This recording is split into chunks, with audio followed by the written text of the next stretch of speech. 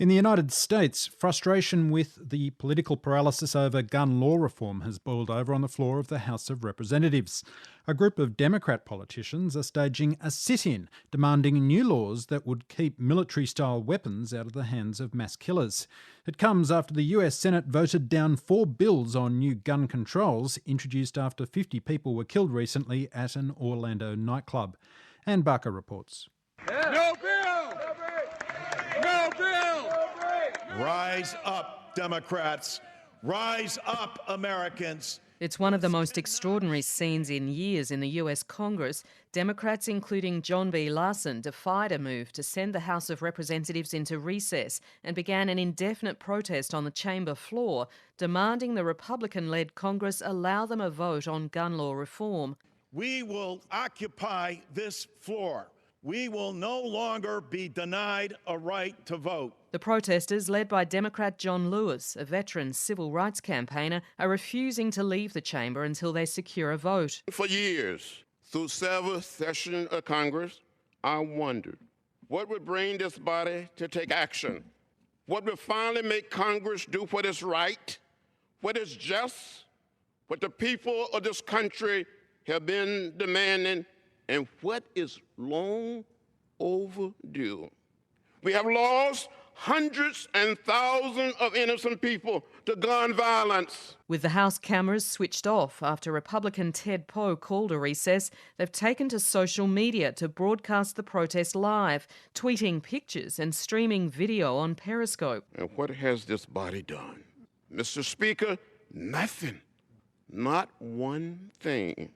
We have turned a deaf ears to the blood of the innocent and the concern of our nation. We are blind to a crisis. Mr. Speaker, where is the heart of this body?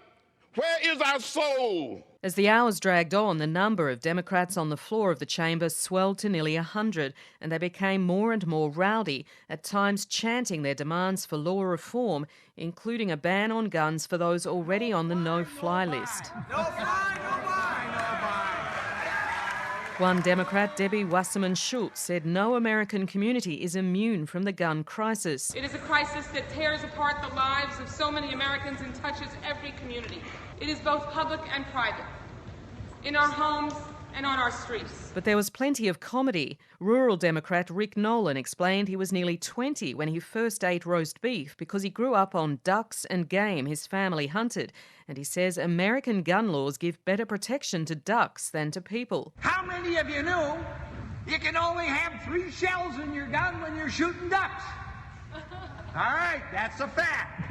3 shells in your gun. And you know why they have that rule? Trying to save ducks. Trying to save ducks. And now this Republican Congress is trying to say to us that we shouldn't give the same rights to our elementary school children to protect them that we give to the ducks? Huh? President Barack Obama praised the protesters, tweeting, "Thanks for leading on gun violence where we need it most." But House Speaker Republican Paul Ryan has slammed the protest as a publicity stunt, saying the Senate has already voted down the reforms they're demanding. They know that we will not bring a bill that takes away a person's constitutionally guaranteed rights without their due process. We don't agree with that, and the Senate already doesn't agree with that. In fact, 4 gun reform bills were put to the Senate in recent days but failed to pass, though another compromise bill is due to go to a vote. But Dr. David Smith, a senior lecturer in US affairs at the University of Sydney, says it's virtually impossible such a bill would go before the House of Representatives. This is because the Republican leadership of the House of Representatives regards almost any form of gun control as unconstitutional. And they believe that by even bringing a vote to the floor, that is a tyrannical imposition on the rights of the American people. So they refuse to countenance any argument whatsoever. You could also say more cynically that if votes come to the floor, then it would force the Republicans to actually take a stance against measures that would be popular with the American people. So how democratic is the process if you can't even force the chamber to agree to a vote?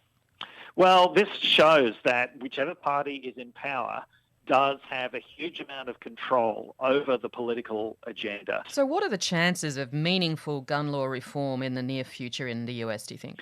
The chances are just not that great. And we can see that in the way that the Senate voted the other night, whereby both of these measures were just, there was no way it was ever going to get past the Republican majority. Even if they support no-fly lists being used to restrict gun ownership, they are really adamant that they're not going to support any measure that imposes further restrictions on ordinary Americans. Dr. David Smith from the US Studies Centre talking to Anne Barker there.